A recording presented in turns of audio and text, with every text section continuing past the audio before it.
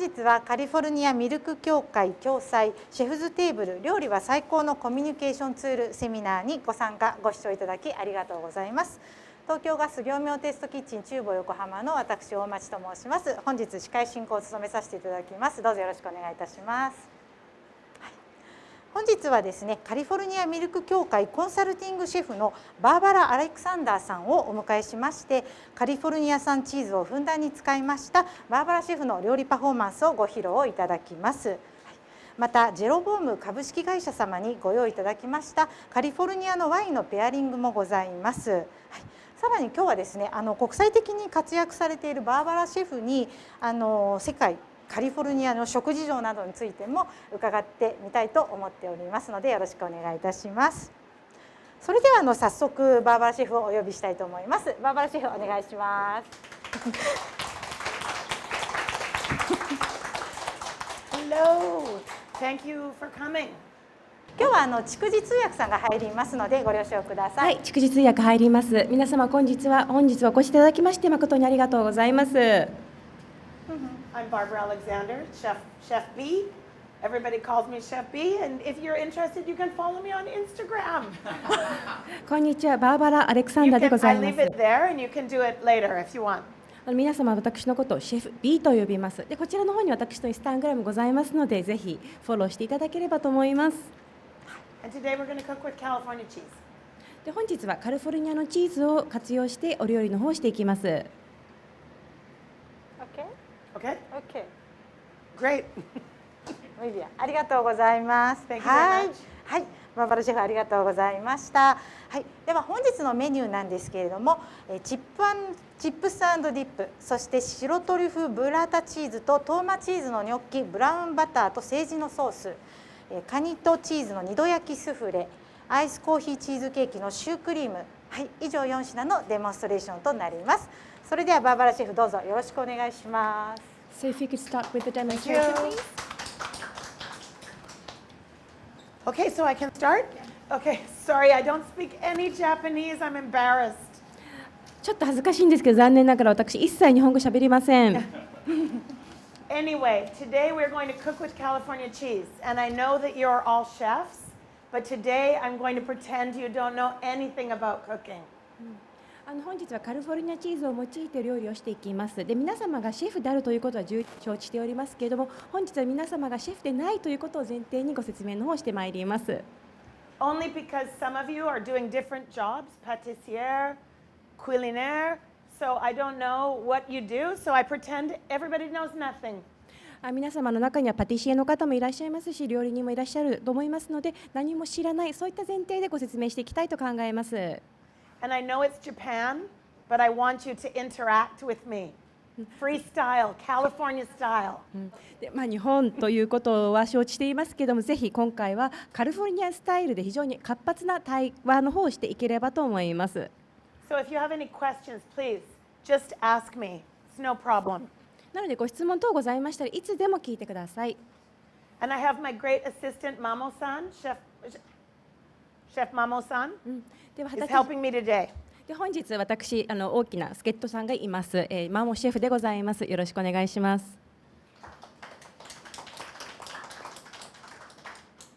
Okay, so the first thing we're going to make, we're going to go backwards. We're going to start with the dessert. で、本日に関しましてはまず後ろ側から、つまりデザートの方から料理していきます。And every time before I do a dish, I'm going to give you the cheese that we're using for you to taste. で、各料理の初めにですね、その料理で使うチーズの方を皆様の方に試食していただきます。So for the first dish we're doing today, we're going to do a iced coffee cheesecake puff. で、最初の料理でございますけども、デザートアイスコーヒーチーズケーキのシュークリームになります。So this is a very nice, I know Japanese people are crazy about the cream puff. So I want to do the cream puff, but with cheese. 日本の方はですね、このシュークリーム大好きということで、シュークリームの方を作っていきますけれども、ただしチーズを用いたシュークリームになります。So to begin, the first thing we did was make small choux paste. なので初めにすることがこのシュークリームの生地、小さなシュークリームの生地を作るところから始めます。It's a traditional choux paste, French style, And into here, I pipe it. This way, I can make sure that every single one is exactly the same. 基本的な生地としましてはフランスの伝統的なシュークリームの生地なんですけども、そちらをこちらの型の中に入れます。そうすることによってすべて均一の形になります。Don't worry, I have more than one. でご心配なさらずに一つ以上ございますので、 Once it's frozen, I'm going to pop it out and put it on the baking tray. で冷凍して、冷凍したら固まったら一旦出してこちらのトレイの方に置きます。 I've also made a cracklin, the top part. Thank you, chef. そしてクラックリンですね、この上部のところも作っております。 And I rolled it very thin. Normally we do it with the sheeter. 薄く伸ばしました。通常だったらシーターを使って行います。 Today we did it by hand. 本日は手を用いて行いました。 And try to roll it very even. なので、均一に、したということです。 Are you familiar with this? これ皆様ご存知ですか？わかりますか？知っていらっしゃる方も数人いらっしゃいますね。 Then we put it on top like this でこの上の方に置きます。 and put it into the oven. そしてオーブンの中に入れます。 Yeah. When it's finished, you have it comes like this. It makes the beautiful topping. Okay. 焼き上がったらこのように美しい形が形成されます。 It's not hot. It's in the oven because it's dry. 難しくありません。オーブンにいるのは乾燥しているからということです。 Actually, the pastry work in Japan is a little bit difficult in the summer 日本におきまして実際生地を焼き上げるのは夏の間少し難しいですね。 because of the humidity. やはり湿度が高いということで。 So here, this crackling on the outside, you can notice that it's white. でその外側のクラックリンですけども白であるということがわかると思います。 It's a little unusual because when you put it into the oven, usually it goes brown. 少し不思議ですよね。というのも通常オーブンに入れると茶色くなるじゃないですか。 But in the cracklin, this top part is butter, sugar, flour, and white color. ただしこのクラッケンの上部の部分というのは、バターと、砂糖と、粉とそして白色の着色料の方を入れております。 But I don't know if it's legal in Japan. ただしこれが日本で合法なのかわからないんですけれども、I bring it in my suitcase. スーツケースで持ってきました。 I don't know if you can have it in Japan. It's titanium dioxide. I can leave it here. You can look at it later. これ白い食品色素でございますのでこちらの方に置いときますので後ほど。Do you use this for macaron? You can to make the very white. すごく真っ白なマカロンを使うときに使用することもできます。It's very useful for the pastry chef because if you want to make the color white, it's quite difficult in pastry because butter is yellow. If you mix the color blue with yellow, you get green. これ実はこの食品のこの色ですね、結構シェフ特にこのペーストリーを作るシェフに関しては非常に有効的に使っております。というのもバターは黄色でございますのでそれを青と混ぜてしまいますと緑色になってしまうんですね。 I like it white because it looks quite elegant. 白くしたい理由としましてやはりこの見た目がエレガントである。だか But ら actually, it's easy to make it pink or blue or green as well, using the white color. ただしこちらの白い着色料の方を用いてピンク色に仕上げたり青色、緑色にすることも可能です。 Thank you. So the choux is very easy. It's very simple, but the oven must be very consistent. でこのシュー自体を作ることは非常に簡単で難しくはないんですけれども注意していただきたいのはオーブンの温度を一定に保っていただきたいと思います。We bake it in the rationale, which is perfect. こちらで今作ったのでラショナルというものを用いて作ったので完璧にできております。 Okay, so now we have to make the inside, the filling. ではここからフィリング詰め物の方を作ってまいります。 But part of the filling I've already made in advance. ただしこのフィリングに関しましては一部前もって作っております。 In this filling, I have cream, white chocolate, gelatin, coffee flavor. こちらにおきましては生クリーム、白砂糖、ジェラトン、そして、コーヒーの粉の方も入れております。 Also, there's some glucose and vanilla bean. でまたグルーコースとあとバニラビーンスの方も入れております。 Okay, into this machine, I'm going to put some cream cheese. でこちらの機械の方にクリームチーズの方を入れます。And the mascarpone, あとマスカルポーネの方も入れ the ます。 one that you tasted. 先ほど皆様が試食したものです。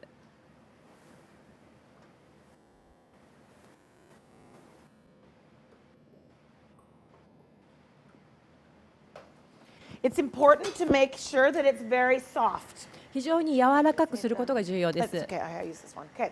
So we want to make sure that the cream cheese is very smooth. すごくスムーズなクリームチーズに仕上げたいと思います。 I think you can notice with the mascarpone, it has a very delicious texture.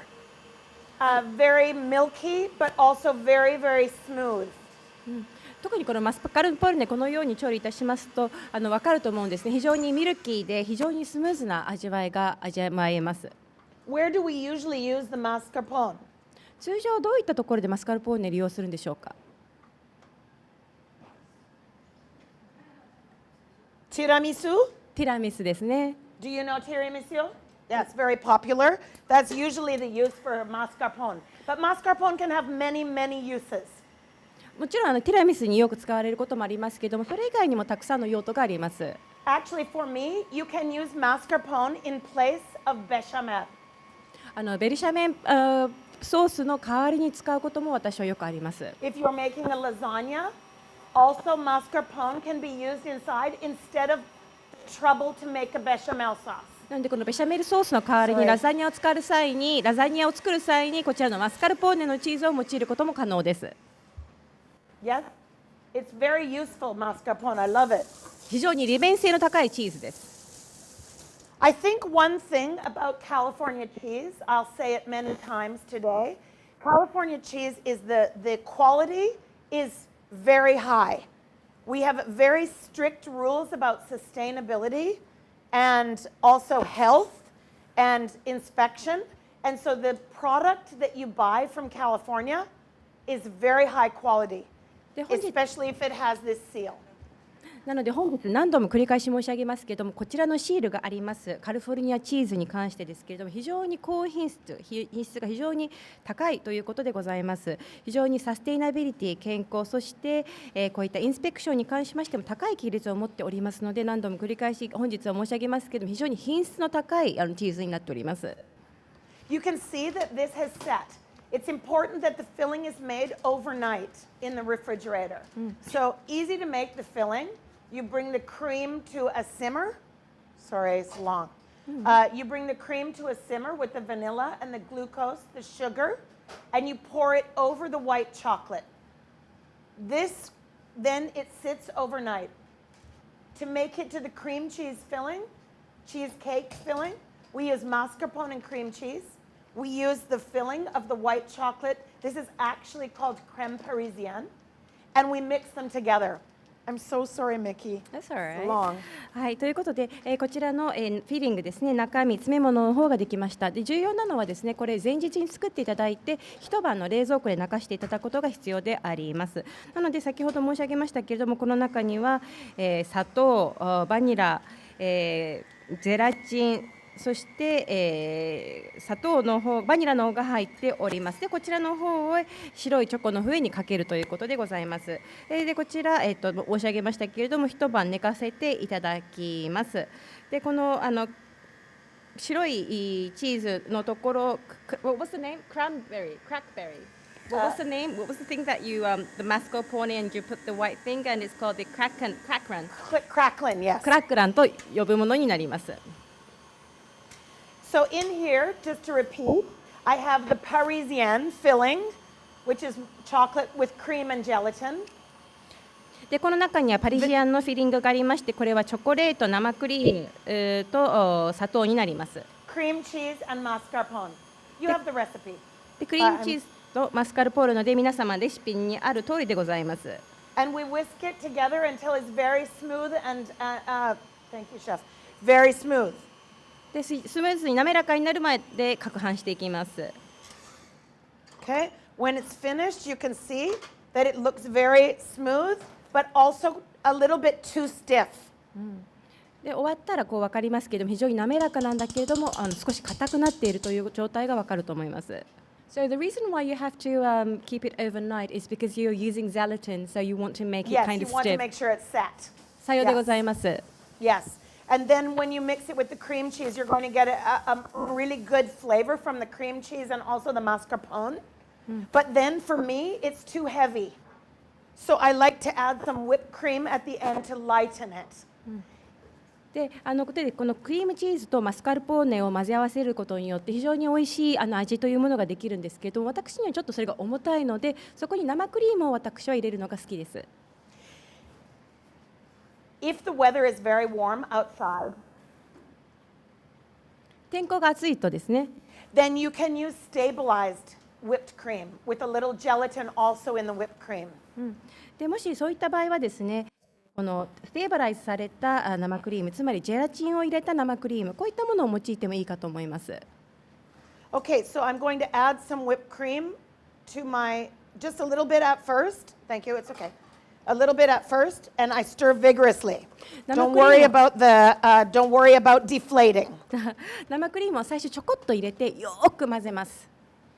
膨張することは気にしないでください。I need to tell it who's the boss. 今これで誰がボスなのかを料理に教えている最中です。So I tell it I'm the boss. You are going to mix inside. Then I'm going to fold in.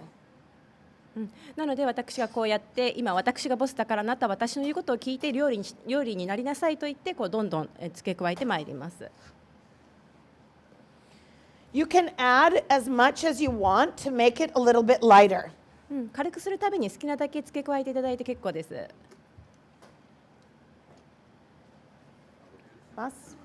Wait, merci beaucoup.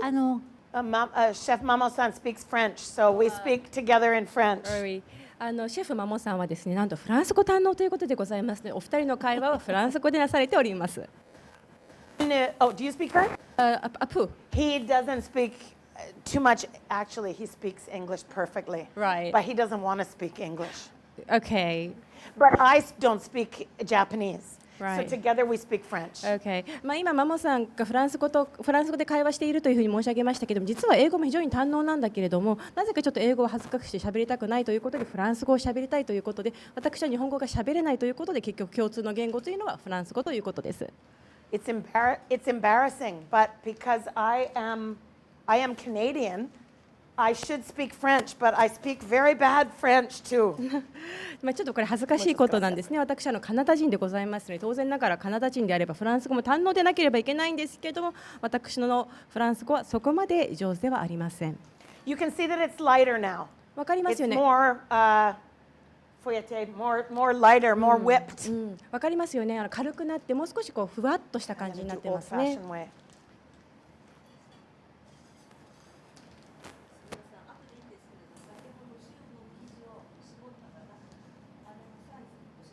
Can you give me the size of when you kind of squeeze the choux cream, the choux What do you mean the size? the pastry? In here? このサイズですか？ Yes. Well, you can use any size. You but can she make it very big or you can make it very tiny. Sometimes I also make this size with one tiny one on top. Alright, okay. こち But らで this one, maybe 20 gram. これはおそらく 20g なんですけれども、必ずしもこれを用いる必要はなくて、私はこれより大きなものを作る場合もあります。I want to talk a little bit about this. これに関して私から少し説明したいと思います。In the old days, when I was a young chef, 若いシェフ、私が昔ですね、まだ若いシェフであった時、 everybody can pipe. Everybody, every chef, pastry chef knows how to pipe properly. その当時っていうのは、どんなシェフであれちゃんとこのパイピングをちゃんとできたんですね。 But now in America, most kids, they can't pipe it. しかしながら現在若いアメリカ人のシェフっていうことは、シェフの方たちはこういったパイピングができなくなってしまいました。So if you use this one, every time it's perfect. なのでこれを用いることによって完全なシュークリームの生地が毎回できるという利点があります。 It makes it perfect every time. 毎回完璧に出来上がります。 If I can do it or she's going to do it, we can pipe it perfect every time, or chef. No problem. But the young kid, they can't make it the same size. なのでもしかしたらこちらの女性のシェフの方やマモさんや私であったら完全にシュークリームを絞って生地が作れると思うんですけども、今のアメリカの若いシェフの方たちはできないということで、これを用いることによって完璧なシュー生地を毎回作ることができます。So it's foolproof. なので保証されております。So we're going to make a small hole in the bottom here. Okay, if you can use that, if it's fresh, if it just came out of the oven. If not, you can use the little knife like that, either way. And we're going to pipe the filling inside. で小さな穴を開けます。もしオーブンから出来上がった場合だったら今のようにこちらの小さな包丁を使ってくり抜いてもいいですけれども、こちらの中にこの、詰め物の方を絞っていきます。When I put the filling inside, I like to make sure I put my hand like a cup, and then I pipe here. When I can feel it comes full, then I stop. で今見て分かりますように、こういった詰め物を入れるときですね、手にこの生地を置いてクリームの方を入れて、なんか手の感覚で分かるまで入れる、これが重要です。Okay, so now we are almost finished the choux. We have a nice a little chocolate sauce. シューの方はほぼ終わりまして、こちらの方に素敵なチョコレートソースの方が出来上がってきております。And also I have some additional whipped cream. またこの泡立てたクリームの方もあります。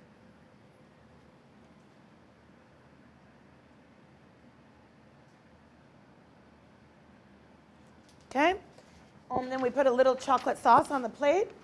でお Of 皿の course, 上 we're に going to make it for you later. チョコレートソースの方をつけます。後ほど皆様のためにも作ります。I love the Japanese plates. 私、 So beautiful. 日本のお皿すごく美しいと思います。大好きです。Soon I go to Kyoto. I know I'm going to pack one suitcase with the plates. 実はこの後ですね、もう少し他の仕事もしてから京都に小旅行に行くんですけれども、その時はスーツケース、この日本の、お皿でいっぱいになると確信しております。I find the humidity is a little bit difficult for the chocolate. ちょっと湿度でチョコレートが少し難しいこともあるかと思います。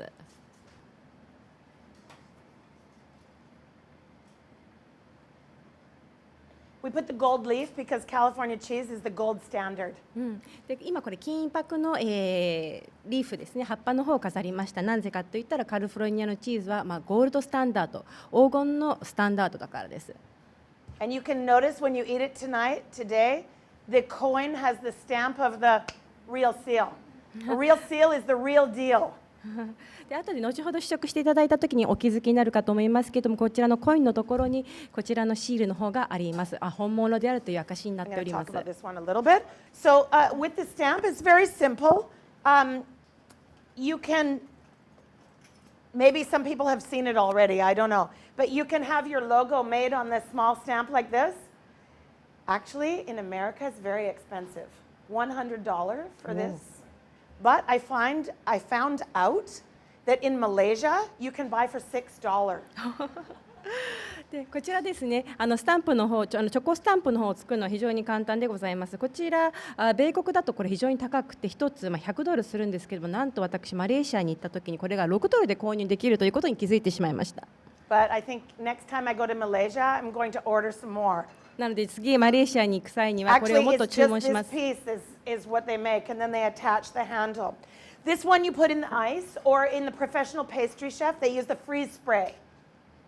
でなのでこちらですね、アイス、こちら氷水のところに入れるか、プロであったらこのフリッシェというところに入れます。Okay, it's very simple. You pipe the tempered chocolate, and then you put the cold stamp like that. 簡単で It's very す easy.。非常に簡単です。このチョコレートの方をかけてポンって押すだけです。But it's also very cute, kawaii. Okay, very cute because you can put your logo here, and you can make this for the decor on the dessert. でも非 You 常 don't に have to be a professional pastry chef. これプロのペーストリーシェフじゃなくてもですね、この可愛いロゴを作ることによって、スタンプなどを自分の、こういったデザートの方に記載することもできます。And then I just brush with a little powder, with the gold powder, like eyeshadow. でゴールドのパウダーを振りかけます。Okay?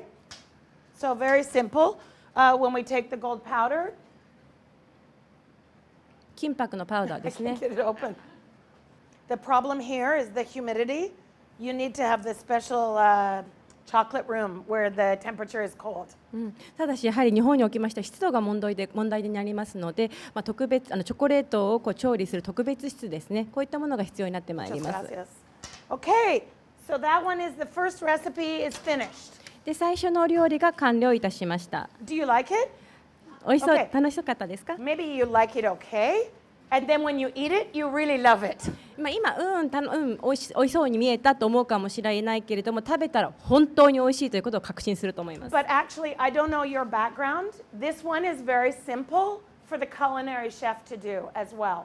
Doesn't have to be a pastry chef. なのでこちらに関しまして、今作ったものに関しましては皆様がどういったシェフかわからないんですけども、特にデザート専門の方でなくても容易に作れるお料理になっております。So let's talk for just a minute about the mascarpone, and then we finish with the mascarpone. ではもう少しマスカルポーネに関して言及したいと思います。When you taste it, you should notice it's very creamy, very high quality milk. This is the gold standard of California milk.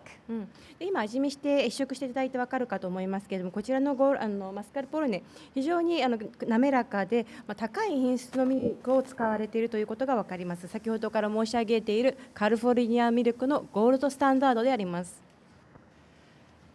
Also, you can notice the texture. で食感もわかりますよね。Which actually, I think the texture is very important, both for cooking and also just for eating. こういった食感って料理するとき、また食べるときにもおいても非常に重要だと思います。You can use mascarpone in place you want to use heavy cream. なのでこういったヘビークリームを用いる料理の代わりにマスカルポーネは使えます。Any place you want to use bechamel sauce. ベシャメルソースの代わりにもなります。Anywhere you want to make something more creamy and more delicious, you can just add a scoop of mascarpone to your dish, especially pasta. で何でもいいんですね。例えばパスタとかでももう少しクリーミーだとか、もう少しお料理を美味しくしたいと思った時ですね、スプーン1杯かけるだけで味が変わります。Actually, mascarpone is a very useful product. You have to think outside of it's just for tiramisu. なので想像力を働かせていただいて、ティラミス以外に使えるというふうに思えばいろいろなところに代用可能です。Okay, next we're going to make the souffle. では次スフレの方を作っていきます。So let's talk about souffle first. で Souffle is a classic French dish. スフレに関しましては典型的なフランス料理です。People are a little bit afraid about the souffle because actually the only thing to be afraid of is you have to serve immediately. でスフレに関して少し警戒していらっしゃる方もいませんしていらっしゃる方もいるかと思いますけども、実はスフレで重要なのは調理したらすぐに食べていただく、これが重要です。But today I'm going to show you a little trick. You don't need to serve it immediately. This recipe is excellent for banquet or for a party or any kind of service like in a big hotel. It's so easy. I'm going to show you. ただし本日は皆様に秘密の方を教えます。このすぐに食べていただかなくても美味しく食べられるということで、こういった方法っていうのは晩餐会だとかパーティーだとか、大きなホテルのサービスにおいて利活用できると思います。But of course my souffle has cheese. もちろん私のスフレにはチーズの方を用いております。You can taste the Colby Jack. It's very mild. コービーチャック味見していただくと分かるかと思いますけど、非常にマイルドですよね。But it also has quite a nice milky flavor and a great texture. で非常にミルキーな味で、食感もすごくいいと思います。Don't get rid of. You're going to taste the scamorza. で次がスカモルツァ。It's smoked cheese, smoked mozzarella. これはスモークされたモッツァレラチーズになります。Okay. So I'm going to put my egg white in here, and then we can talk a little bit. こちら、白い卵の白身のところを入れて、この後少しお話をしましょ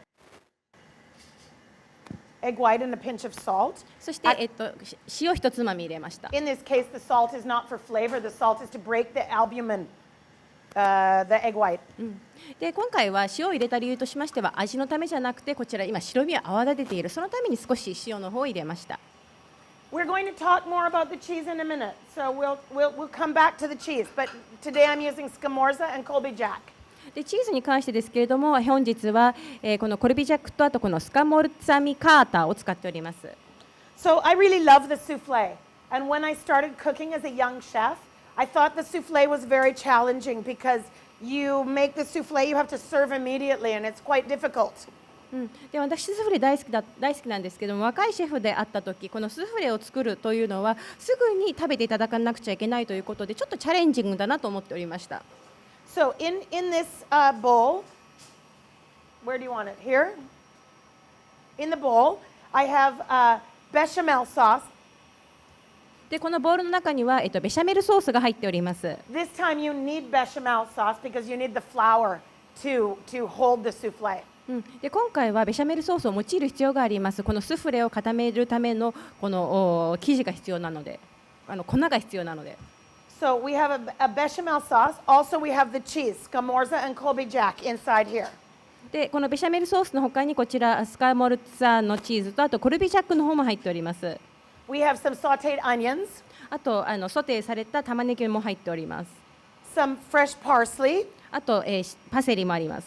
A little bit of dill. あとディルも入ってます。And fresh crab. あと、新鮮なカニの実も入ってます。So if you can't eat shellfish, you have to tell us so that we don't serve you this later. でちょっとカニアレルギーの方いらっしゃったらちゃんとおっしゃってくださいね。So it's the first time I hear this Colby Jack cheese, but is it a popular cheese? Yes, it's popular because it's actually more popular in Asia than America because it's quite mild in flavor. そうですね、非常にポピュラー、特にアジアにおいて米国よりポピュラーですの。というのも味が非常にマイルドなんですね。形としてはこういったものになっております。Did you taste it? 味見されました？ Do you like it? 好きでした？ Yeah, it's very good for melting. 溶かすためのチーズ、溶けるチーズとしてすごく利便性が高いと思います。So we made we sauteed the onions, add flour, add milk, make the bechamel sauce. Then, sorry. オニオンをソテーしてミルクも加えてベシャメルソースの方を作っていきます。あと粉も入れて加えてベシャメルソースの方を作ります。Then we add the crab, でカニの実を入れて the cheese, でチーズ and the herbs. あとハーブ類も入れます。 Yeah. And now I just wait a minute for my egg whites. でちょっと今白身じゃなくてそうですね、卵の白身が固まるのを待っております。 Also, maybe you're unfamiliar with the scamorza. It's a smoked mozzarella.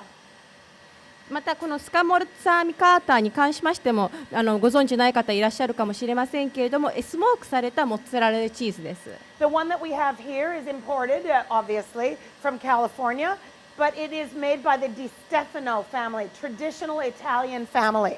で今ご試食していただきましたものは当然ながらカリフォルニアから輸入したものでステファノDi Stefano 家が作っているチーズになります。イタリア人です。 No problem. The only thing that's important with the egg whites is that you don't over whip the egg white. 唯一これ白身の時はあまりにも泡立てすぎないこと、攪拌しすぎないことがこれが非常に重要です。Okay, so to this base, this is the base, we're going to add some egg white. なのでこのベースに、白身の方 And we tell it who's the boss. でまた誰がボスなのかということを言い聞かせます。Always you do it this way when you're adding because you want to tell the bechamel that there is more egg white coming. 毎回これをやる必要がありますというのもこのベシャメルソースに風味がもっと流入されるよということを教えることが非常に重要です。I don't know if it listens, but I tell it anyway. ベシャメルソースが実際私の言っていることを聞いているか分かりませんけども、私は毎回そのように申し上げます。And now we fold it gently. でここからゆっくりと混ぜ合わせていきます。So when I do a party or catering or a banquet, I find this dish is very useful. なのでパーティーだとかケータリングないしは晩餐会を行う際にですね、これすごく便利だと思います。The reason that it's useful is because actually we're going to bake it 2 times. でその理由としましては実は2回焼くからです。So the first time it comes out of the oven, it's nice and tall. Normal circumstance, you have to serve right away in 30 seconds. で通常であればこれ1回目ですね。1回目焼いた時っていうのはこう膨らんで高くなっているんですけれども、唯一の問題は30分以内にサーブしなくちゃいけない。But with this method, you can make it in advance. Actually, you can make it up to 2 days in advance. でもこの手法を用いることによって前もって最大2日前に作ることが可能です。Before we do the second step, でその後に2つ目のステップ工程に進みます。 which I'm going to show you. でもちろんその2つ目の工程というのもお見せいたします。Just to make sure, the first step can be done 2 days before the second step. Correct. Yes. So this- You can make the souffle, put in the container, and bake it. And then you wait up to 2 days. Well, maybe up to 1 week, I don't know, but 2 days is safe. And then we do the second step to serve. そうですね。 I'm going to show you. この1回目のステップが終わってから1回目の工程が終わったら2日、それは安全というところでもしかしたら1週間大丈夫かもしれませんけども、その後に2回目の工程の方に入っていきます。You don't have to be too worried about the egg white. It's not really too important. Just make sure you don't have big white lumps in there. 白身に関しましてはあんまり心配する必要がないと思いますけども、あまり大きなダマがないこと、これだけはご留意ください。And then we're going to fill. Let me talk first about the container. When you make souffle, this is very simple, but also very important. This container needs to be cold. でスフレ作るときにですね、この入れ物は必ず冷たいものを用いてください。 First, you grease it with butter, まずバターで、こう混 and ぜ then ま you す。 put it in the flour, and you make sure all the flour is gone. で次に粉をかけて、その後トントン叩いて粉が全部はけ終わるのを待ちます。 Then we can fill it. でこのように詰めていきます。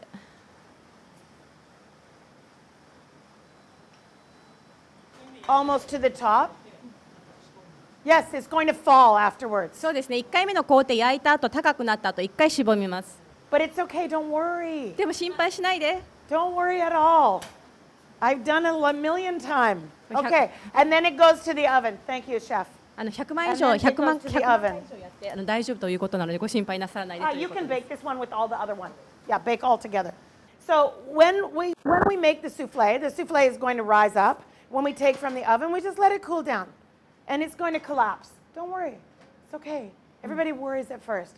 And then we cover with cream and cheese and we gratine. なのでこのスフレに関してですけども、1回目焼いた時膨らんで、その後冷ましていくとしぼんで皆様心配するんですけども、心配なさらないでください。その後チーズ、ニョッキクリーム、そしてこのグラティエにしていきます。 Wait, chef. Yep. So we have to wait to bake it, and then I'm going to show you the finishing step, okay? ではこの焼くのを待ちます。 I love it when the audience is chef because I can go back and forth between the demo and nobody gets stressed out. 皆様今日いただいている方たちがシェフだとすごく安心するんですね。というのも工程行ったり来たりしても皆様全然心配しないで落ち着いていらっしゃるので。 When it's the home cook, everybody's stressed out. Why don't you finish that one first? So anyway, before we move to the next recipe, I just want to refresh your memory about the cheese. So for this one, you can use actually any cheese. ということで一般の人だったらどうしてこの工程終わってないのというから、私は料理人の前でこういったことをするのが好きです。ということで、チーズの方に戻りますけれども、チーズに関してはどのようなチーズを用いていただいても構いません。 Some good choices for the cheese are mozzarella, いい選択としましてはモッツァレラチーズ、 cheddar, チェダーチーズ、 Colby Jack, あとコービージャックチーズ、 Jack, コービージャック、or regular Jack. OK。コービージャックと通常のジャック、チーズ2つあ Yeah, るそうで the す。 Colby Jack is a mixture of cheddar and Jack together. OK。で、コービージャックというのがジャックとチェダーチーズの掛け合わせたものがコービージャック。You can use the smoked scamorza. またはこのスモークされたスカモロッツァーレを使うことも可能です。 Actually, you can use any cheese, even blue cheese is very good here.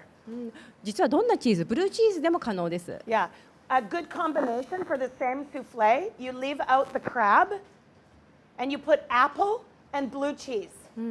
で、You caramelize the apple first. でこのクラブカニの代替としましてキャラメル化されたリンゴとブルーチーズ、こちらを用いてもいいと思います。 I'd like to give you some more ideas, not just the demonstration. ここのデモ以外のいろいろなアイデアの方も今日はぜひ共有していきたいと思います。Sounds good? いいですか？ Okay, we move on. では次に進みます。 Okay. Next, we're going to talk about the gnocchi. では次はですね、ニョッキの方に移りたいと思います。Now, in this one, also, I use 2 different cheeses. 今回も2つの異なるチーズの方を用いていきます。I'm not supposed to play favorites 私好き嫌いこれがすごく好きっていうこと本当は言っちゃいけないんですけども、 because I work for all California cheese. というのもカリフォルニアチーズすべてのために私働 But いており one ますので、 secret between you and me, ただ don't listen, Hiromi and Izumi, don't listen, is my favorite is the toma.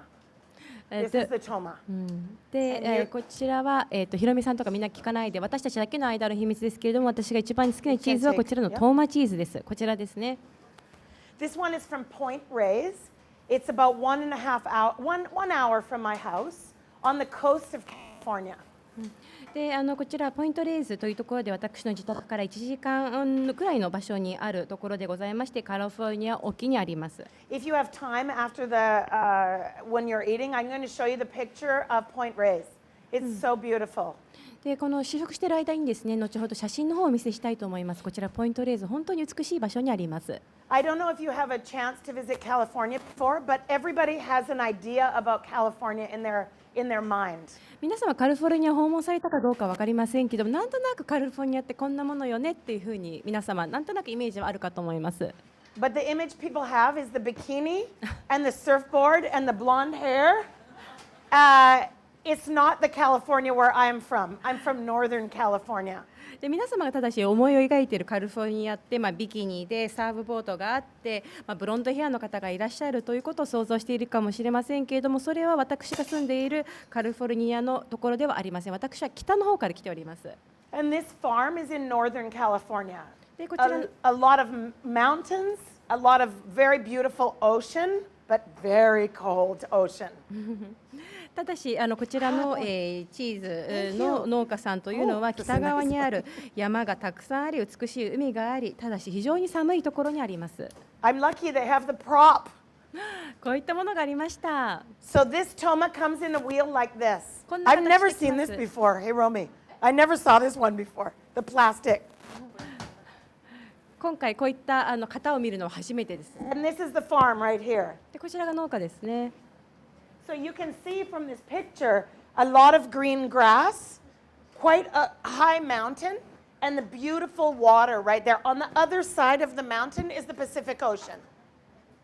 でこちら見て分かりますように非常に緑が多いところで高い山脈に囲まれて美しい水が流れております。でこの後ろには太平洋があります。大西洋があります。 Maybe in the picture it doesn't look beautiful to you, but it actually is very beautiful. 実際行くとこの写真より本当に美しいです。 Here. Okay, sorry. Hello. Yeah, so maybe in the picture it's not so great, but this is a very beautiful place.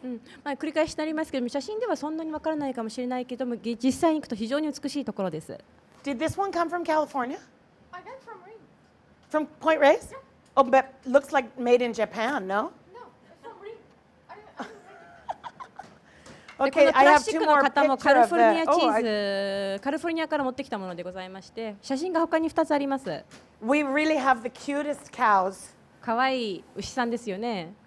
They're cute, right? 可愛いですよね。 Happy. 楽しそうですよね。 Yeah, and this is where they're making the cheese here. でここでチーズの方を作っております。 What do you think about this cheese? こ Do の you チ like ーズ it? どうでした？ It's very good, huh?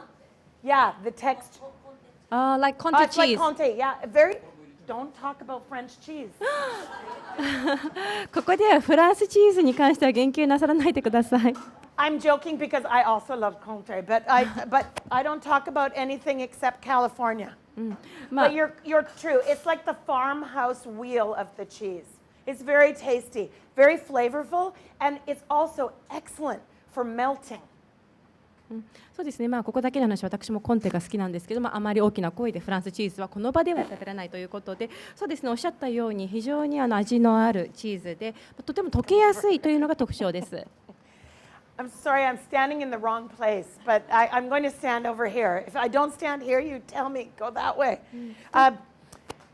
So this cheese is one of many cheeses. They make about 5 different cheeses, but it's really high quality. One of the things that's very important about California cheese is the quality is very high. We also have other cheese in the USA. I don't talk about it. Okay? The California cheese is the highest level standard of cheese. でその他にですね5つのチーズを作っているんですけれども繰り返しになりますけれどもこちらのカリフォルニアのチーズ非常に品質の高いチーズになります。米国におきましてはもちろんカリフォルニア以外のチーズもありますけれども皆様しっかり覚えてください。一番高い数字のチーズはカリフォルニアチーズです。Yeah. Also, we have a very wide variety from French style to Italian style. Like this one to like this one, French style, Italian style. We have Swiss style. We have a lot of different styles of cheese in California. でまたこのカリフォルニアチーズのもう一つの特徴としましては非常にたくさんのバラエティに富んでいるフレンチスタイルもありますしイタリア、スイススタイルさまざまなバラエティがあります。And we have dairy products from butter, cheese, milk, ice cream.Dry milk powder. We have really everything in California. でカリフォルニアに来ましてはそれ以外の乳製品ですね、チーズ、ミルク、アイスクリーム、そして粉ミルクとまたバター、さまざまなものがあります。はい。What's the standard of these cows? Do they kind of walk around, or Yes. are they kept in a? No. It's free range. Yeah. So there is a lot of space in California.So all of our cattle is ranging around. It's not kept in a pen. Don't worry. And also it eats. Do they eat grass? Eating grass and finished on grain. But it doesn't matter because for the milk cows, they can stay on grass the whole time. Only they finish the cattle on grain for eating the meat. But we don't deal with the meat. Only with the cheese. So it's very sustainable.Actually, cheese is a renewable resource. そうですね。カリフォルニアご存知のように非常に場所もたくさん面積ございますので、すべての牛というのはこういった放牧しているということですね。で基本的には草を食べさせて肉になる、牛に関しましては最後穀物を食べさせるんですけれども水牛に関しましてはずっと草を食べていただきます。そしてこのカリフォルニアのおいてもう一つの利点としましてはこのチーズというのがリニューアブル再生可能ということです。I think that we have some things in common with Japanese people.Especially after COVID, everybody coronavirus, especially after the corona, everybody's very concerned about their health. And so Americans before didn't really care about the health, but now afterwards is turning to care about the health. Sustainability is very trendy. So cheese is very good for sustainability. Yeah.で日本人とこのアメリカ人で今共通しているところがあります。実はこれコロナ禍においてもアメリカ人が関わったんですけれども非常に健康に意識が高まっておりますよって今こういった健康だとかサステナビリティ、こういったものを用いるチーズというものが今大きなトレンドとなっております。So this one that you're going to taste next is just take it and you can eat it with a spoon. This is the burrata. This is made by DiStefano.And this one actually is truffle burrata. で今、こちらを回ししておりますのがブラッターチーズでございましてデステラのハウスの方で作っております。で今味見していただいている試食していただいているのがトラッフル、白トリュフブラッターチーズになります。So we make the gnocchi today. では本日ニョッキの方を作っていきます。And because gnocchi is classically Italian.Sorry. 典型的なイタリア料理でございますね、ニョッキは。Gnocchi is Italian. So I chose to use 2 Italian style cheeses, the Toma and also the burrata. ということでこの2つのイタリアンスタイルのチーズですね、トーマチーズとこのブラッターチーズの方を用いてみました。So the gnocchi is very simple. ニョッキは非常にシンプルです。Here. The gnocchi is very simple.Gnocchi is just potato. ニョッキはシンプルです。ポテトのみです。Actually, we use the Japanese potato, local potato. It's very good. でこのニョッキには日本産のポテトの方を使っております。非常に美味しいですよね。Every time I open another product that Chef Mamo-san has made for me, I go, oh my God, Japanese potato is the best. Chive is the best. The parsley is the best. Everything I keep seeing, I love the product in Japan. It's very high quality. で日本の食材って非常に品質が高いんですね。このマモシェフさんがいつもこの料理の方、今回の試食している料理とか最初作ってこうテストで作った時、日本産の原料を用いると全て美味しいんですね。ポテトだけじゃなくてパセリもチャイブも全て日本のものは美味しい。I think as a chef, I could easily stay here シェフであったとしたならば私ずっと日本に住み続けていけ because ると your 思います。 products are really good. というのも非常にこの原料が素晴らしいからです。So, very simply, we made the potato, we baked the potato first, bake. まずはじめにこのポテトですね、焼いたポテトなので最初に焼いてください。 So it doesn't take any water. なので水分をなくしたいからです。 Peel the potato, 皮を剥いてください。 mix with the egg yolk, 黄身と混ぜてください。 cheese, of course, burrata and toma, でまたこのブラッターチーズとトーマチーズも混ぜてください。 a little bit of flour. で若干小麦粉少し入れます。 The most important thing when making gnocchi is don't add too much flour. ニョッキを作るときに重要なことというのはあまり多く小麦粉を加えないことです。 So how do you do it? どうやってそれをするんでしょうか。 It's easy. The best way to do it is you have a pot of the boiling water. で簡単ですね。非常に沸騰した水の鍋があって、You add a little bit of flour and test one. でちょこっと小麦粉の方を入れて、テストしてみます。 If the gnocchi falls apart, you add a little bit more flour. そこでニョッキが崩れてしまったらもう少し粉を入れていく。 And you continue in this method until the gnocchi goes in the water and floats. でこの手法をずっと試していただいて、そのうちこのニョッキが水の中で浮かんでくるこの状態を待ちます。 I think the mistake most people make is to put all the flour at once.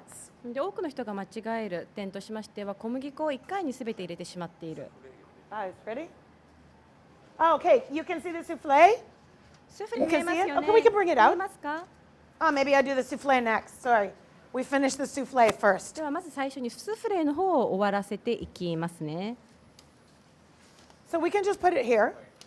And you can see that the souffle is cooked. It looks beautiful. Now we can serve immediately. But we don't want to serve immediately. We want it to collapse.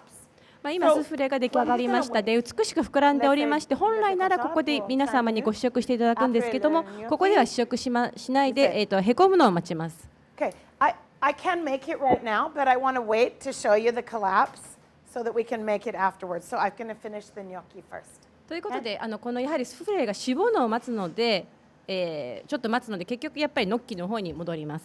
It smells good. いい Can you 香り smell が it? していました。皆さん香りわかりますか？ Smell good? 匂いしますか？ Smells good. 美味しそうです smells よ very ね。 good. Okay, so let's go back to the gnocchi for a minute. So this one, you can see it doesn't look like gnocchi. Maybe you're used to more, take the gnocchi, roll it, cut it, shape it on the fork. But this is more California style, freestyle. なのでこちら皆様が今お見せしたような典型的なニョッキとかは違いますよね。こちらはカリフォルニアンスタイルのニョッキです。 I like it. I like the freestyle for my style. I like it very freestyle, but the flavor is very good.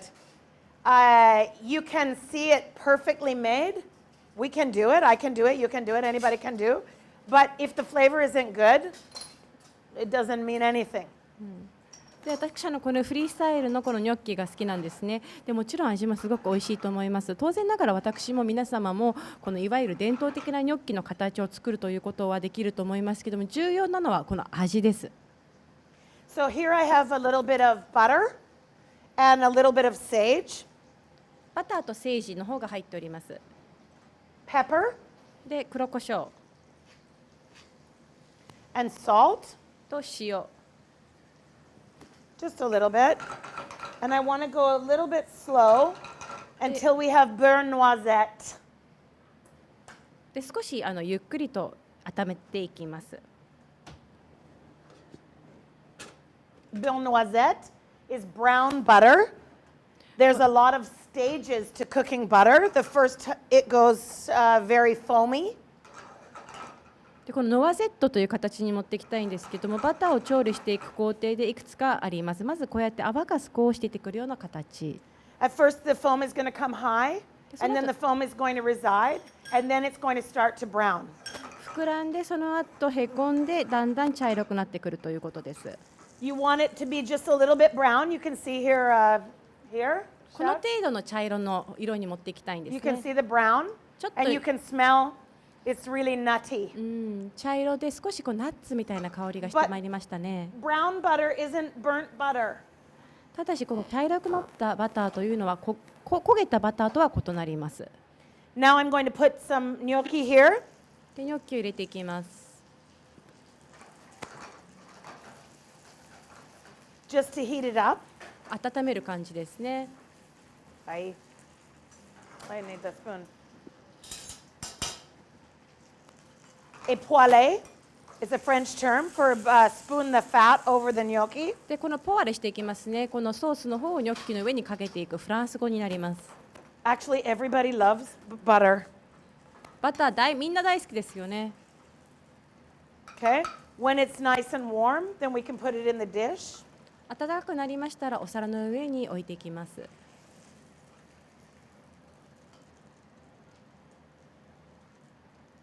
盛り付けますお皿の上に。 A little bit of the butter on top. でちょっとバターのソースをかけていきます。あまりかけません。 And then we're going to finish with sorry, I just need the small spoon. Then we're going to finish with a scoop of the burrata. So this is the way the burrata comes. Sorry. There we go. This is the way the burrata comes. And if you don't know burrata exactly, it's very simple. It's thin mozzarella on the outside. On the inside is stracciatella. So it's very simple. And this one has the truffle. でこちらブラッターチーズはこういった形状できます。ブラッターチーズご存知ない方のためにご説明しまいますし、ご説明いたしますと、外側は薄いモッツァレラチーズの膜、そして中にはスカッモラレーラチーズが入っております。でこちらに関しましては白トリュフになります。白トリュフ味のブラッターチーズです。 Chef Mamo-san made me the perfect pompai. でこちらマモシェフさんがこちら素晴らしいポテトのポンパイの方を作ってくださりました。 Okay. And the sage, crispy sage. でこの、セージの方も飾り付けます。 To finish, we're going to get your camera ready now. 今皆さん Because カメラ it's 出 going し to て be ください good ね。 for Instagram. これインスタグラム映えするところでございます。ここでチーズを出し Okay, you て、 can put a little bit of cheese at the end. で最後にこうやって少しチーズの方をかけていきます。 The fresh toma. フレッシュトーマチーズです。 And that's finished. 完了しました。 How come that one gets clapping? お料理が拍手されましたかね。 Okay, so very nice, very simple. Now we see the souffle is collapsed. で今 We 見 go back て to the souffle. ということで、そろそろシュ生地の方を見て、スフレの方を見ていただけますとしぼんだことがわかります。 So when we see the souffle is collapsed, we can take it out. スフレがしぼんだらこれを出します。 Like this. Very easy, right? 簡単 Super ですよ easy. ね It。doesn't matter that it's collapsed because when we put it back in the oven to gratiner, it's going to a little bit. でこれしぼんでも大丈夫なんですね。オーブンに入れ戻してこのグラチネにした時にですね、また膨らんでまいりますので。 1 spoon of heavy cream, でこちらクリームの方を1杯かけます。 just a little bit under 1 spoon. And the cheese. とチーズ。 Of course, more cheese, more cheese. もっと You have to have た a くさ lot ん of チーズ、 cheese. たくさんのチーズを用います。 Okay, on the top, we put a little bit of the cheese. で少しチーズの方をさらに付け加えていきます。 And then we go to the gratiner. でここからグラチネに入ります。 Actually, every culture loves melted cheese. でどんな文化であれみんなこの溶けたチーズ、大好きですよね。 If you don't like melted cheese, you're not normal. 溶けたチーズが嫌いな人というのは普通の人ではありません。 The toma that I was showing you before, this cheese is excellent in the grilled cheese sandwich. で先ほどお見せしましたトーマーチーズですけれども、グリルチーズのサンドイッチにおいてはもう抜群です。the scamorza that you tried, the one that you tasted, it starts as fresh mozzarella cheese, and then it's aged, and then it's smoked. So we're not going to use the fresh mozzarella today, but because this fresh mozzarella is so good, I want you to taste it. Maybe it's better if it's a little warmer, but we're going to try it from the fridge. ということで本日このスカモールツァチーズを使っておりまして、これは、熟成されたモッツァレラチーズでございます。で生のモッツァレラチーズ本当に美味しいので本日は用いませんけれども、ぜひ皆様ご試食の方をしてみてください。温かいともう少しいいんですけれどもね。I need one thing. Ah, perfect. Yeah, you can bring. So, chef, as a gratinade for us. So what you put on the souffle, that hot sauce, was that just, No, just heavy straight cream? cream. Just heavy cream, just yeah. only, right? Only heavy cream. Is that just warmed up or something? Heavy cream Yeah, a warmed little up. bit warm. Yeah. Heavy cream on top. Just fresh, yeah. Exactly. 生クリームを少し温めたような形のものです。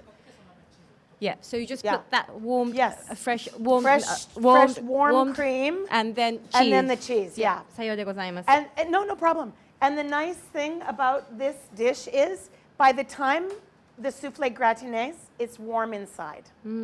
でスフレ、この料理の素晴らしいところはスフレが膨らんだ時にですね、中身も温かくなっています。And here I have a little herb salad, fresh herb salad. ここにハーブフレッシュなハーブサラダの方もご用意しております。The herb in Japan are out of control beautiful. 日本のハーブってもう言葉にならないぐらい素晴らしい。When you follow me on Instagram, you see I posted yesterday a picture of the chive because I'm in love with the chive. It's so tiny. It's so perfect. 昨日私のインスタグラムの方をフォローしていただきますと、昨日はですねこちらの日本のチャイブの方を載せたんですけれども、本当に小さくても完璧だと思います。A few drops of olive oil, a tiny bit of salt, just a few grain, and then we toss the herb like this, and we put on top. Oh, the chive. So beautiful. でこうやってオリーブオイルを少し、そして塩を一つまみ、そしてこのハーブの方を混ぜ合わせてこちらをスフレの上に置いていきます。すごくこのチャイブのいい香りがいたします。Nobody clap for that one. 誰もこの料理には拍手の喝采がありませんでしたが。My food is very sensitive. You can't clap for one and not the other one. 私の料理は非常に感能度が高いので、一つの料理だけ拍手をして他の料理に拍手をしないということはしないでください。Okay, the final dish we make right now. My timing is okay, Hiromi? The timing is okay, right? で次最後の料理に入ります。All right, we're going to do one more dish. So simple. But first I want to talk a little bit about the trend in the US. ということで最後の料理に入る前に米国におけるトレンドに関して少しお話をしたいと思います。I can't talk about the trend in Japan because I don't know. But I can tell you about the trend in the United States. Also, the trend in the United States, when it's a trend in the United States, then eventually it becomes a trend everywhere. Right? もちろん私日本のトレンドはご存じないので説明できませんけども、米国のトレンドに関してお話をしたいと思います。で米国のトレンドって米国でトレンドになるとその後徐々に他の国にも広がっていくと思います。Okay, so the trend in the U.S., one of the trend in the U.S. is reimagining the childhood dishes. で今トレンド、アメリカのトレンドの一つというのは子どもの時に食べたお料理を思い出す。I think probably it could be the same in Japan maybe. People are making the dishes of their grandparents.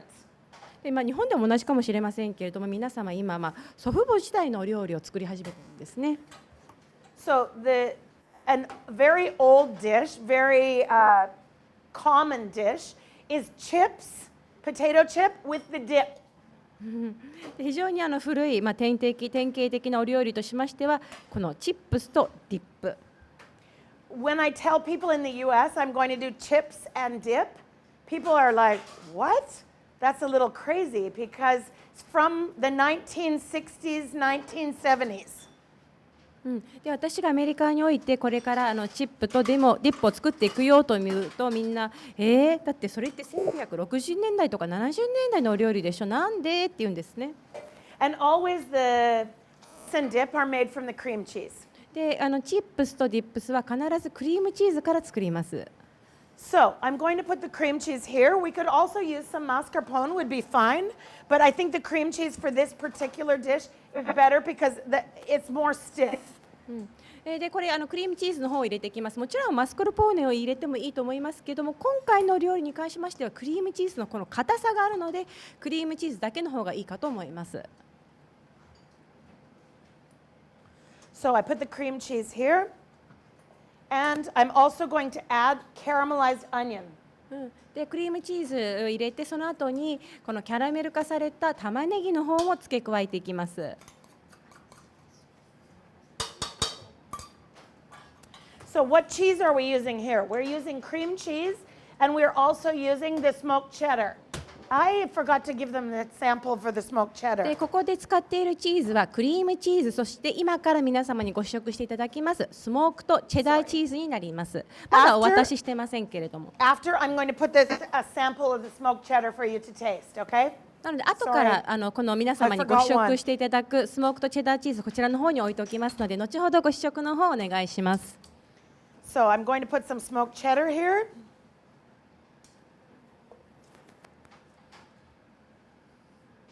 Also, the color is quite nice with the smoked cheddar. スモークチェダー入れると色彩も鮮やかになっていいと思います。And we're going to mix it. で混ぜていきます。 very simple. 非常にシンプルです。So we can mix it nice, soft, and I'm going to add a little bit of butter. The reason that I add the butter is to keep it firm when we're serving it. でこの柔らかくしてそこにバターの方も入れます。でバターを入れるときというのはこの料理を提供する際にしっかりと固まっている状態にするためにバターの方を入れています。 Some pepper. で胡椒も付け加えます。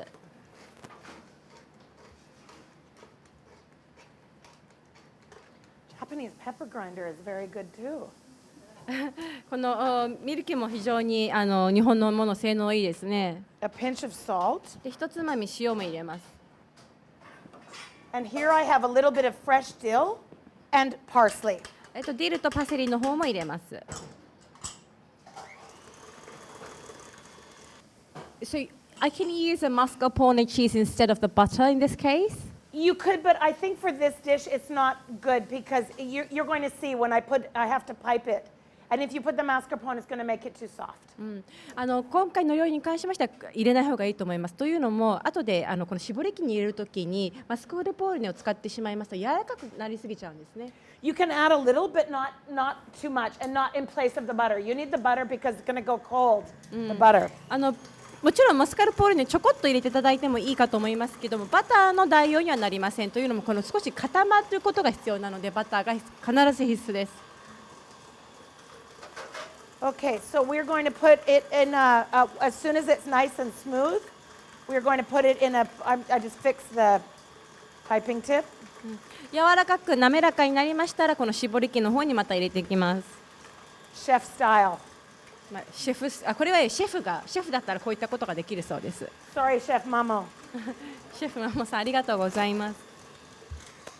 Okay, we're going to put in a piping bag also. Now, normally, if you were going to have this in the 1970s, they are going to put in a bowl on the table with the big bag of the potato chip, and everybody's going to dip inside. But it doesn't look nice. So, as a chef, we're going to make it look nice.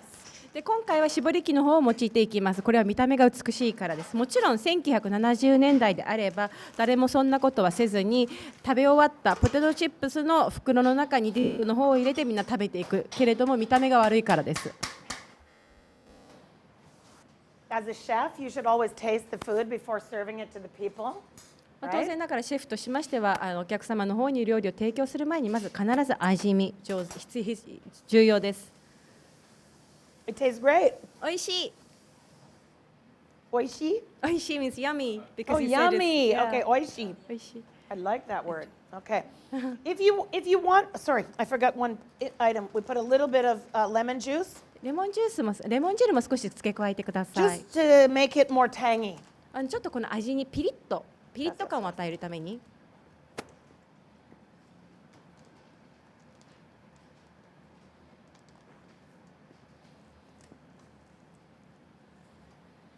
This is a really easy snack. If you have the banquet or the party or in your restaurant, you want to serve the amuse-bouche, amuse-gueule, amuse-bouche, amuse-bouche, amuse-gueule, c'est le même. What? でこれ非常にですねホテルとかでもいいんですけどパーティーだとかこの晩餐会ですごくいいこのアミューズ日本語で言う、フランス語で言うアミューズでも正式名称は今おっしゃった名前になりますけれども、前菜という形ですね。I think it's quite a fun dish. So we make the potato chip. ポテトチップス作りました。非常に簡単ですね。The only thing is when you're making, I don't peel the potato. ただし私ポテトの皮は剥きません。And when you have the whole potato, you cut the bottom off so that you have flat edge. If you put like this, it's not going to stand. So here we take the potato chip. We don't want like this. We don't want it like that. We want it so it goes like that. Does that make sense? So we turn the potato until both sides are going out. なのでポテトありましたらまずポテトが立つように底を切っていただいてからその後彼女が今お示ししたような形にしていきます。It's going to make sense in a minute. もう少ししたら最後の正体がわかると思います。So then we're going to pipe here. ここに絞り袋から絞っていきます。Okay. And then we put the other side here. でもう片方をこのようにつなげていきます。You see now it stands up. 立ちましたね。But it looks cute. 可愛いですよね。Better than a bowl with potato chip. このボウルにポテトチップを入れている見た目より美しいですよね。And a little bit, oh my God, so beautiful. So perfect. Kawaii. Okay. You can put any garnish. What's really nice is the caviar. これ今こちら入れましたけれども実際 One cannelle of the caviar there. It's perfect. キャビアを付け加えていただくとも Did you う美 bring 味 the しいです。 caviar? 持ってきましたかキャビア。They told me you were going to bring the caviar. 皆様本日はキャビアの方をお持ちでいただいていくというふうに伺っておりました。 No, 嘘です。 I'm joking. 冗談です。 Okay, so you can see this one is the smoked cheddar and the cream cheese. But again, you can use any style of cheese. Here you want something a little bit flavorful. So, で今回はスモークドチーズと、スモークドチェダーチーズとクリームチーズの方を用いましたけれども、味のあるチーズであればどのようなチーズでもいいと思います。you can steal it. It's okay, but you can tag me. The way they eat this one, when the waiter takes it out, it's very simple. I don't want to do it because I don't want to destroy before the picture. You pick up with the finger and squeeze, and the filling goes like this, and then you eat like a little sandwich. It's really cute, right? で今ちょっと写真のために It's an original, Barbara. でこのオリジナルバーブラ流の食べ方をご説明したいと思います。今私ここで実演はいたしませんというのもちょっと映像に残さないといけないんですけれども、ウェイターさんの方がこちらをお持ちいただいたらぐにゅって、狭んでいただいて中のものがぶにょっと出たところパクッと食べてください。 Sorry, I forgot to stand here. Any question? ご質問ありますか？ How do you like it? It's good for you, the demo. I know you're the chef, but I know you are the accomplished chef. But I think sometimes to see another chef do something, it's interesting for us chef. 皆様当然ながらも熟練のシェフということは重々承知でございますけれども、他のシェフが何かやっているのを見るというのも興味深いでしょうかね。Yeah? So tonight I come to your kitchen. なので今晩は皆様のレストラン、皆様の働いているところに来たいと思います。No. Next time.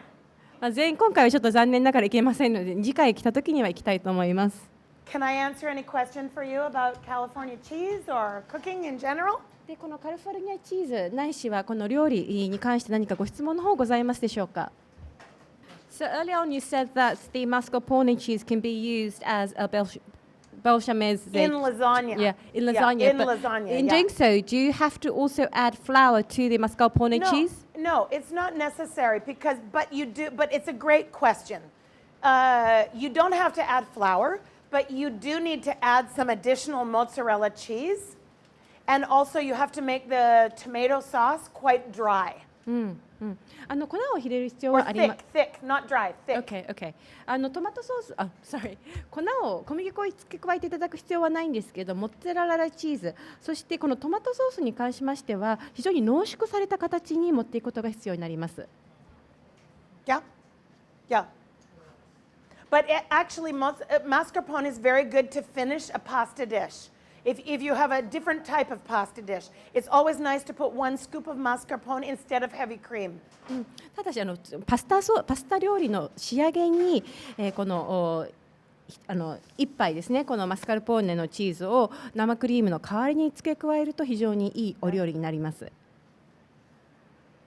Any other question? 他ご質問よろしいですか？So at California Milk, you said you talked about cows, but do you have any other animals like Bears? not bears, but Goats? lamb or something Sheep? like sheep? Goat? Yes, we have a lot, but we can't talk about it because California milk is only cow's milk. 当然ながらありますけれども、本日はカリフォルニアミルクでございまして、ミルクイコール牛なので、今日は牛以 But 外は also 言 we 及でき make ま good せん。goat cheese. ゴートチーズ、チーズも But you 美味 didn't しいで hear it す。 from me. ただし羊のチーズも作ってるんですけれども、本日私がお話ししたものではありません。Yes, we have a lot of livestock. Actually, we have a huge beef industry also. 当然ながら家畜もたくさんありますし、肉の方もたくさんあります。We even have Wagyu, 和牛もあるんですね、カリフォルニアにおきまして。California style Wagyu. もちろんカリフォルニア式和牛です。 Yeah, not the same, but 日本のとはちょこっと違います。はい、ありがとうございます。ではちょっと質疑応答が一段落したというところでございますので、それでは本日のですねお料理に合わせましてカリフォルニアワインのペアリングのご提案をさせていただきます。本日ワインをご用意いただきましたジェロボーム株式会社山下陽子様よりペアリングワインについてお話しいただきたいと思います。山下さん、よろしくお願いいたします。皆様こんにちは。今日はですね暑い中お集まりいただきましてありがとうございます。ワインの輸入元ジェロボーム株式会社で広報とマーケティングをしております山下と申します。素晴らしいですね、非常に楽しいデモンストレーションを、今日は、見させていただきました。で今日はですねバーバラシェフの、お料理に合わせて3種類のカリフォルニアワインを、弊社のラインナップから、選んで皆様にご紹介いたします。で今日のですねこのワインの選び方なんですけれども、まずはそのバーバラ、シェフの方からですねメニューに合わせて、赤白泡、どういったタイプのワインがいいかというところと、あと品種の方をですね事前にご提案いただいて、その中から、私どもが扱っている、ワインから、チョイスをいたしました。で3種類ですね全く違うデザインのボトルなんですけれども、実は作っている生産者、今日1人同じ人がですね全てのワインを作っております。で、どういう人が作っておりますかと申しますと、皆様も、耳にしたことがある名前ではないかなと思うんですけれども、マイケル・モンダビさんという方が作っているワインになります。でこのモンダビという名前なんですけれども、カリフォルニアワインを語るにおいて、欠かせないですね非常に重要な、人物になっております。でもともとですねこのモンダビ家のワイナリーを創業した方が、ロバート・モンダビさんということで、お名前聞いたこともあるかもしれないんですけれども、もともとイタリアから移民でカリフォルニアの方に渡ってきまして、そのイタリアの文化の一つであったワイン作りというものを、カリフォルニアで実施した方になります。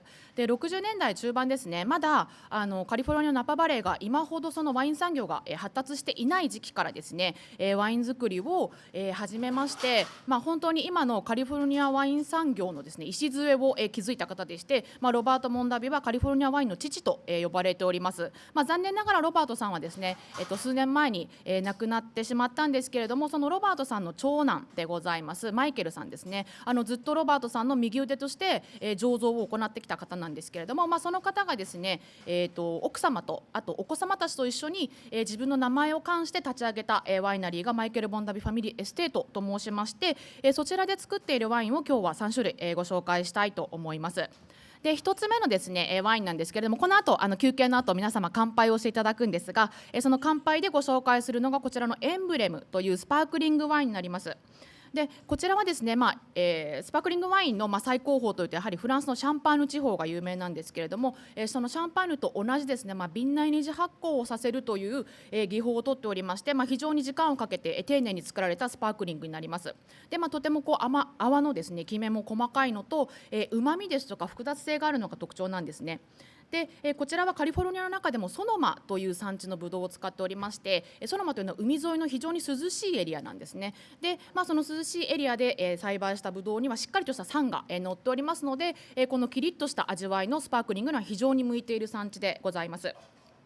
でこちらはですね、その瓶内二次発酵を少しさせて瓶内二次発酵させているということと、あとはやはりそのカリフォルニアですのでフランスよりも日照量もありまして果実味がしっかりと出ているんですね。なので、もちろん辛口でドライなんですけれども、うまみですとかあと果実のふくよかさというものもしっかり出ておりますので、アペリティフとして単体で飲んでいただいてもいいですし、お料理と合わせてですねお楽しみもいただけると思います。で今日はですねこちら一番最初の、スターターとしてのですねチップスと一緒に、皆様にお楽しみいただきたいと思います。で2つ目の、ワインなんですけれども、こちらが、白ワインになりまして、シャルドネという品種を使っております。で今日ご紹介する3種類の中でも、一番カリフォルニアらしい、スタイルがしっかり出ているのが、こちらスペルバウンドというシリーズなんですけれども、こちらのシャルドネになります。でやはりそのフランスのですねシャルドネと比較しますと、しっかりとしたですね強い、果実の甘みも出てますし、あとは樽で熟成をさせておりますので、その樽から来るですねちょっとバニラですとか、バターや、パンのような香ばしい香りもするんですね。ですのでそういったボディがあって、ボリュームがあるタイプの白ワインですので、こちらに合わせて、カニのスフレですね、をお楽しみいただきたいと思います。もちろん魚介類、白ワインですので全般合うんですけれども、少しコクがあってふくよかなので、さっぱりとした魚介類よりは少しコクがあるタイプのお料理と合わせやすいと思います。でカニなどのような甲殻類も合いますし、あとは今日使っていただいているそのチーズですとかバター、そういった風味とすごくよく合うと思いますので、こちらもぜひスフレと合わせてお楽しみいただきたいと思います。で最後赤ワインなんですけれども、ピノノワールという品種を使った、こちらもカリフォルニア産なんですけれども、ハングタイムという、ワインもご紹介いたします。で、今日チーズがテーマなので、そのチーズに赤ワインってもしかしたらちょっと不思議に感じられる方もいるかもしれないんですけれども、通常白いタイプのですねフレッシュチーズなんかはやはり白ワインの方が合わせやすいんですが、今日はですねやはりこのシェフがこのピノノワールに合うようにしっかりとレシピを考えてくださっているなと思ったんですけれども、まず、こちらニョッキに合わせるんですけれども、その使うチーズにトリュフが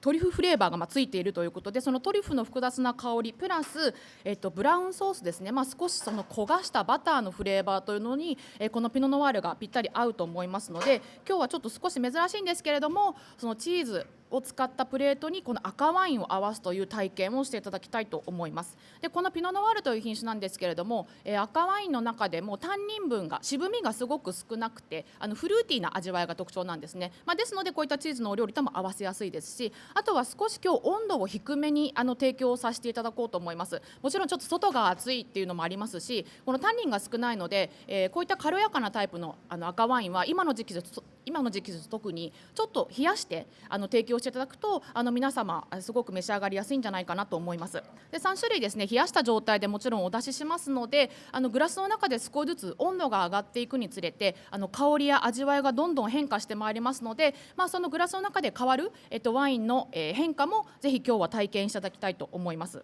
でもちろんですねこの3種類、チップス、あとスフレ、あとニョッキに合わせて、ご紹介はしているんですけれども、今日バーバラシェフがですね、フリースタイルで楽しんでほしいというふうにおっしゃってましたので、最初はですねそのご提案したペアリングで試していただいて、その後はですね自由なコースで例えばチップスに合わせて、シャルドネ飲んでみたらどうかな、ピノ飲んでみたらどうかなということで自由なペアリングを楽しんでいただいた上で、皆様のぜひお気に入りがあれば、それを体験していただきたいなというふうに思います。で今日ご紹介したワインのですね資料なんですけれども、お手元にこちらのフォルダご用意させていただいておりまして、この中にワインの資料も入っておりますので、よろしければまた、ご参考いただければと思います。ではこの後ですね皆さんワインとお料理、ゆっくりお楽しみくださいませ。ありがとうございます。はい山下様どうもありがとうございました。はい、それではですね、ここで調理デモンストレーションの方は終了となります。バーバラシェフ素晴らしいデモンストレーションを行っていただきましてどうもありがとうございます。So this concludes the demonstration. So thank you very much for a very exciting demonstration. Chef Barbara, I have a question. Yes. In terms of the souffle, once you bake it and you put it out of the oven and simmer it for like 2 days or like 1 week, Yes. do you put it inside do you simmer it inside a cup? How do you keep the souffle? Yeah, they can be, you can turn them out and wrap them very well. It's better because if you keep inside the cup, it's going to sweat. そうですね。今いただいたご質問というのは一度目スフレを焼いた後数日置いとくというふうにおっしゃいましたけれども、その置いとくときにカップに入れたままにするのか一回取り出すのかというご質問だったんですけれども、一回取り出してラップで巻いていただいた方がいいということでした。ではチーズのストレージ、チーズの保存方法に関してご説明いたします。I have a lot of questions from chef about cheese. How do I store it once I buy it?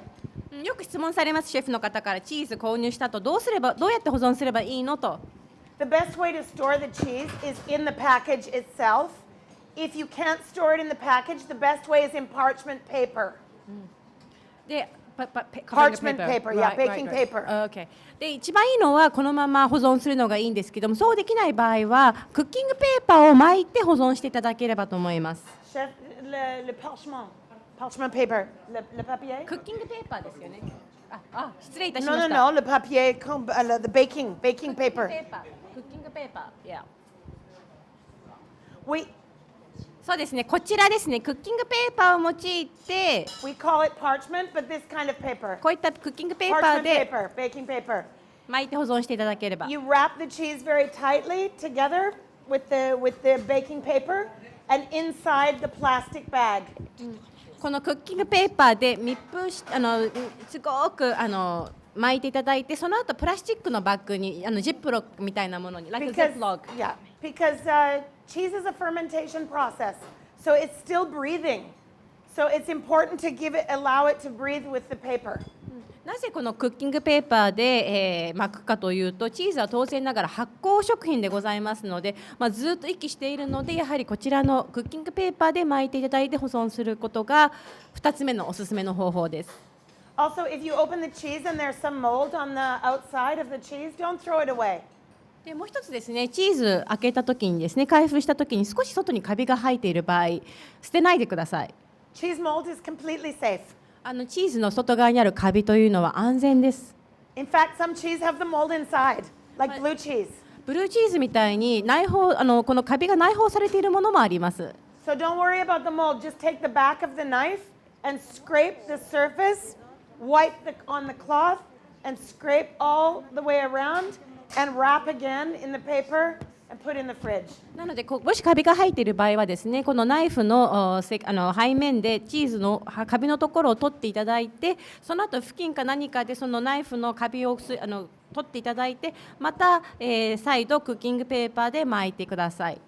The general rule is if the cheese is so hard you can't grate it anymore, then it's time for it to go away. チーズを捨てなければいけない時と言われている、黄金のルールというのはもう硬すぎて、もうチーズの方をカリカリできなくなった時、その時捨ててください。 Until then, you can keep the cheese indefinitely. それまで永久的にチーズの方は保存できます。 People worry about cheese, but cheese is one of the most safe foods. If you keep it in the fridge, it's completely fine. You don't like the outside? Cut it off. And start again inside, it's going to be fine. 皆様心配されるんですけども、実はチーズっていうのは安全食品の一つであります。外側にカビが生えていたとしても、それを取ってしまえば冷蔵庫にさえ保存していれば食べられます。 Also, if you have any question anytime, you can DM me. Yeah. ブルーチーズってよくラップじゃなくてホイルでよく巻かれてるんですけど、あれって正しいんですか、なぜですか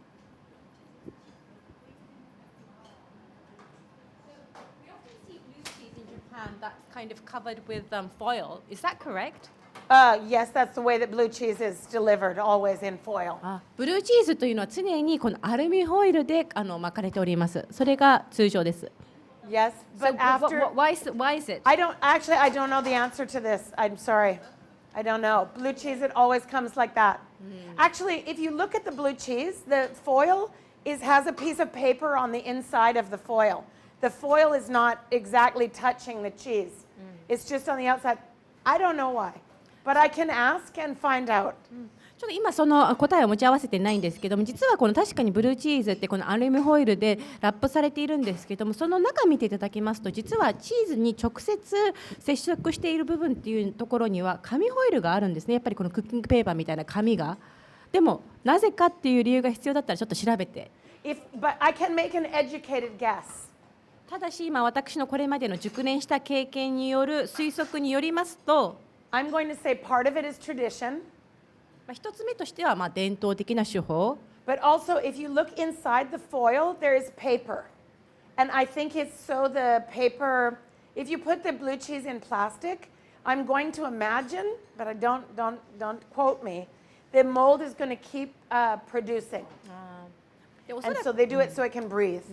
でおそらくですね、今申し上げましたようにこのアルミホイルの中に紙がありますので、その理由としましてはもしその紙がなければこのカビがブルーチーズのカビがそのままどんどん繁殖してしまう、それを虐げるためにやっているんではないのかなというふうに思いますけれども、間違ったからといって責めないでくださいね。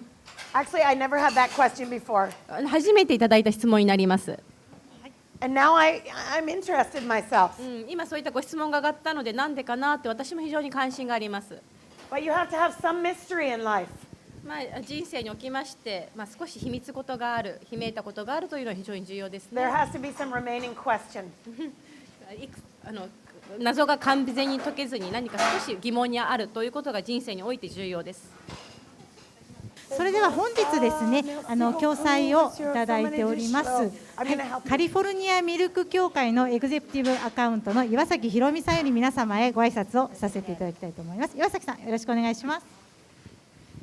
皆様こんにちは。カリフォルニアミルク協会より参りました岩崎宏美と申します。よろしくお願いいたします。本日どうでしたでしょうか。バーバラ先生の講師、ちょっとたくさん喋るシェフなので私たちもいつも楽しくお仕事させていただいているんですけども、初めて今回ですね日本でさせていただきまして、本当にちょっと特別な形で素敵なワインもジェロボームさんより協賛いただき、また新しい形ですねアメリカの料理、カリフォルニアの料理というものを見ていただければと思っております。そして皆様のところにですねこちらのクリアファイルですね、協会のロゴがついておりますクリアファイルございます。こちらの中にちょっと2種類の紙を用意させていただきました。まず1つはですね、本日使いましたチーズについての少し情報とですね、協会についても一部書いてあるんですけども、例えば一番最初のページを見ていただきますと、今日のセミナーで使用したチーズ一覧ということで、コルビージャックで一番最初に書いているんですけども、これ先ほど今コルビージャック食べていただきまして、で下にですね購入はということで、もし今日ですね食べていただかなくて、お店で使ってみたいとか、ちょっと気になるなということございましたら、各ページのチーズの下に、購入についてのお問い合わせ先が書いております。ですのでこちらの方にお問い合わせをいただきまして、カリフォルニアミルク協会さんよりご紹介いただきましたということで、言っていただけましたら、すぐにですね話が通じるようになっております。でやはり状態によって、問屋さんを挟む場合もありますし、直接販売する場合もございます。で私たちすみません協会なのでお値段についてはちょっとお話が一切できないんですね。なので基本的にこちらに購入先に書いてあるところにお問い合わせいただければと思います。で一番最後ですね、さっきバーバラ先生が個人的に大好きと言われたトーマチーズなんですけども、実は一時的に販売してたんですが今ちょっと止まっておりまして、また来年ですね日本の方に販売されることが決まっておりますので、なのでまたこちらの方のですね日本の再開に関しましては、私ども協会のですねホームページまたは協会のですねソーシャルメディア等でも告知をさせていただきたいと思いますので、ぜひともフォローの方をお願いいたします。今日はありがとうございました。はい、カリフォルニアミルク協会の岩崎さんでした。どうもありがとうございます。It was very good. とっても楽しかったです。ありがとうございます。はい、今日はバーバラ先生、本当にはるばるカリフォルニア、普段ナパバレーにお住み。はい、You live in Napa Valley? Yes, Yeah.